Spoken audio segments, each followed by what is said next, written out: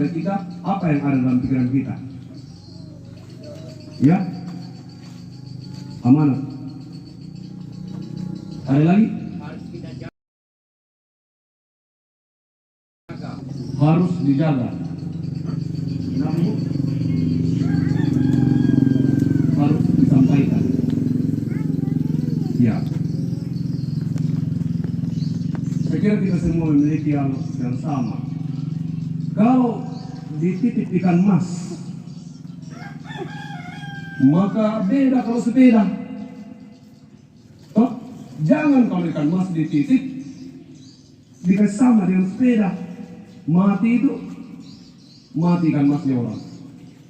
Demikian juga kalau sepeda, ini sepeda dititip orang kemudian dibuang di kolam, bilang di sini mau kami, itu pasti rusak sepedanya orang. Sehingga yang pertama adalah ketika sesuatu dititip pada kita, perhatikan dulu apa yang dititip. Lalu titipan itu harus dilihat dengan baik. Karena titipan ini istimewa. Nah, kalau kita bicara tentang anak adalah titipan, hampir sama dengan sepeda tadi. Itu sepedanya orang lagi dititip di rumah tak. Beda kalau sepeda tak, ya umum kita. Tapi kalau itu sepeda orang dititip di rumah kita, maka suatu hari nanti pemiliknya akan datang dan mungkin mengambil ulang sepeda itu. Atau ikan mas, itu titipan orang, maka tugas kita adalah menjaga agar ikan itu selama ada di kita tetap hidup. Anak ternyata titipan, bukan kita pemiliknya. Maka ketika seseorang menitipkan sesuatu kepada kita, perhatikan apa yang dititip. Kedua, kira-kira berapa lama dia akan titip. Ketiga, apa tujuannya dia titip sepeda di kamu. Ada tetangga yang lain kok, ada banyak orang di sekitar situ mungkin. Kenapa kamu yang dipercaya untuk dititipi sepedanya? Anak adalah titipan. Dengan demikian maka suatu hari nanti pemiliknya akan mengambilnya. Banyak orang yang berpikir bahwa anak adalah miliknya sehingga dia didesain sedemikian rupa dari awal sampai akhir berdasarkan kehendak orang tuanya. Tugas kita adalah hanya mendidiknya, dan pencapaian goalnya itu adalah bagaimana anak itu tumbuh menjadi anak yang takut akan Tuhan. Anak itu dititip dalam kehidupan kita hanya satu tujuannya sebenarnya, agar dia hidup memuliakan Tuhan.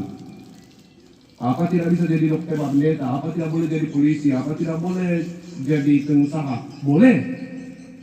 Tapi dia harus menjadi memuliakan Tuhan. Gagallah kita kalau dia menjadi dokter tapi tidak memuliakan Tuhan. Celakalah kita kalau dia adalah pengusaha yang sukses tapi hidupnya tidak memuliakan Tuhan. Itu berarti bahwa kita tidak menaruh hikmat pada kehidupannya. Tugas seorang ayah, tugas seorang ibu adalah mendidik anak-anak itu tumbuh menjadi anak yang berhikmat, mengasihi Tuhan dan sesamanya. Waktu anak saya berulang tahun yang ke-16 tahun, saya kirim pesan karena saya merasa kalau saya bicarai mungkin tidak terlalu pada kita apa yang ada dalam pikiran kita. Ya, amanat. Ada lagi? Harus kita jaga. Harus dijaga. Namun harus disampaikan. Ya. Saya kira kita semua memiliki yang sama. Kalau dititip ikan mas,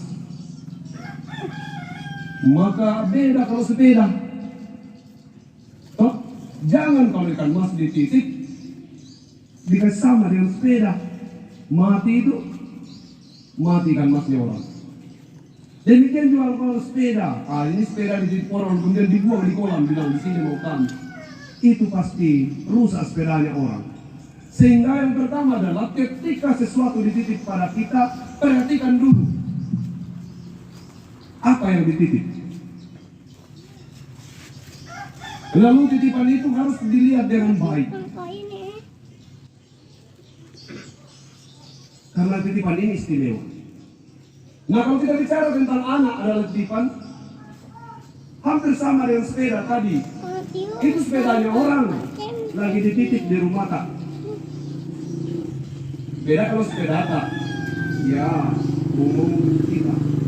Tapi kalau itu sepeda orang dititip di rumah kita, maka suatu hari nanti pemiliknya akan datang dan mungkin mengambil ulang sepeda itu. Atau ikan mas itu titipan orang, maka tugas kita adalah menjaga agar ikan itu selama ada di kita tetap hidup. Anak ternyata titipan, bukan kita pemiliknya. Maka ketika seseorang menitipkan sesuatu kepada kita, perhatikan apa yang dititip. Kedua, kira-kira berapa lama dia akan titip. Ketiga, apa tujuannya dia titip sepeda di kamu? Ada tetangga yang lain kok, ada banyak orang di sekitar situ mungkin. Kenapa kamu yang dipercaya untuk dititipi sepedanya? Anak adalah titipan. Dengan demikian maka suatu hari nanti pemiliknya akan mengambilnya. Banyak orang yang berpikir bahwa anak adalah miliknya sehingga dia didesain sedemikian rupa dari awal sampai akhir berdasarkan kehendak orang tuanya. Tugas kita adalah hanya mendidiknya, dan pencapaian goalnya itu adalah bagaimana anak itu tumbuh menjadi anak yang takut akan Tuhan. Anak itu dititip dalam kehidupan kita hanya satu tujuannya sebenarnya, agar dia hidup memuliakan Tuhan. Apa tidak bisa jadi dokter pendeta, apa tidak boleh jadi polisi, apa tidak boleh jadi pengusaha, boleh. Tapi dia harus menjadi memuliakan Tuhan. Gagallah kita kalau dia menjadi dokter tapi tidak memuliakan Tuhan.